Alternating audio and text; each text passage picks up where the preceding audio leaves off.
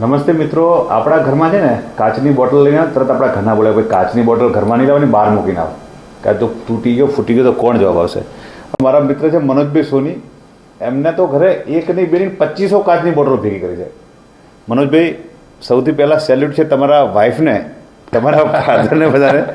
તો આપે આખી દુનિયામાંથી કાચ કલેક્ટ કર્યો છે. તો કોઈ ગુજરાતનો આપ કહેતા હતા કપડનો આ કલા શું છે આની હિસ્ટ્રી?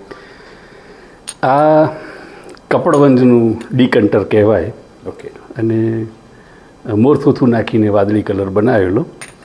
એટલે આ મારી સમજ પ્રમાણે અહીંયાથી જે રીતે ગ્લાસ સાંધવામાં આવ્યો છે રાઈટ, એ 1890માં ઓટોમેટિક બોટલ મેકિંગ મશીનની ઇંગ્લેન્ડમાં શોધ થઈ અને લગભગ 1908 પછી ભારતમાં એ આવ્યું.